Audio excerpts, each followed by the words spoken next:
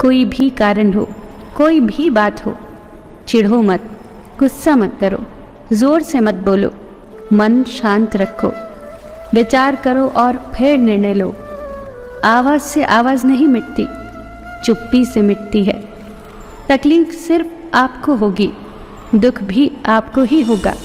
मन शांत रखोगे तो सुख भी आपको ही मिलेगा। जीवन में कई बार हम क्रोध में आकर सीमाएं लांघ जाते हैं और फिर हमारे हाथ अफसोस के अलावा कुछ नहीं लगता। एक बार एक आदमी अपनी नई कार को बड़े प्यार से पॉलिश करके चमका रहा था। वहीं पास में खड़ी उसकी 4 साल की बच्ची पत्थर के एक टुकड़े से कार पर कुछ लिखने लगी।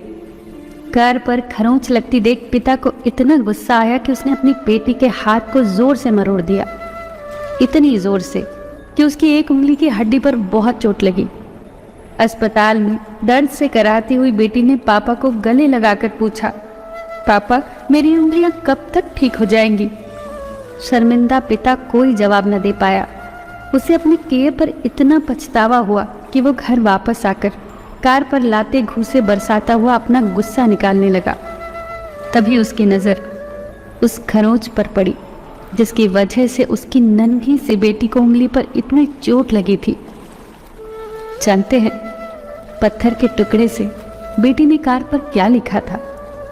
आई लव यू पापा, आई लव यू पापा। जीवन में सीमा हमेशा याद रखें, चाहे वो गुस्से की हो चाहे वो प्यार की हो। और ये भी याद रखें कि चीज़ें इस्तेमाल के लिए होती हैं और लोग प्यार करने के लिए, पर हम उल्टा ही करते हैं। चीज़ों से प्यार करते हैं और लोगों का इस्तेमाल करते हैं। ये दुनिया कितनी निराली है ना। जिनकी आंखों में नींद है उनके पास अच्छा बिस्तर नहीं, और जिनके पास अच्छा बिस्तर है उनकी आंखों में नींद नहीं। जिनके मन में दया है उनके पास देने के लिए धन नहीं, और जिनके पास धन है उनके पास दया नहीं। जिसको भूख है उसके पास खाने को कुछ नहीं, और जिसके पास खाने को है उन्हें भूख ही नहीं। कोई अपनों के लिए रोटी छोड़ देता है तो कोई रोटी के लिए अपने छोड़ देता है। शब्दकोश में असंख्य शब्द होते हुए भी मौन होना सबसे बेहतर है।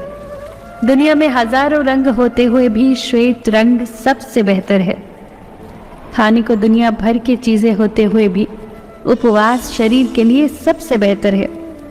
देखने को इतना कुछ होते हुए भी आंखों से भीतर देखना सबसे बेहतर है। सोने की लंका और पुष्पक विमान तो रावण के पास थे, राम ने तो वनवास ही देखा था। राजपाट तो कंस के पास था, जेल में जन्म तो कृष्ण ने लिया था। राजमहल में तो कौरव ही रहते थे, वनवास तो पांडवों को भोगना पड़ा। संघर्ष हमेशा सत्य के साथ चलता है। जब सत्य के लिए भगवान को भी संघर्ष करना पड़ा तो हम तो फिर भी इंसान हैं। बात बहुत छोटी है पर गहरी है। बिखरा हुआ समाज और बिखरा हुआ परिवार कभी भी बादशाह नहीं बन सकता, लेकिन हाँ, वो आपस में लड़कर दूसरों को बादशाह जरूर बना देता है। जिस घर में प्रेम और बड़ों का आदर सम्मान होता है वहीं ईश्वर का निवास होता है। प्यार बांटा तो रामायण लिखी गई, और संपत्ति बांटी तो महाभारत लिखी गई। याद रखना कि इंसान का पतन उस वक्त शुरू हो जाता है जब वो अपनों को गिराने की सलाह दूसरों से लेने लगता है। एक पत्थर लीजिए और उस पत्थर को किसी जानवर, कुत्ते या बिल्ली पर मारिए। आप देखेंगे कि जानवर डरकर भाग जाएंगे।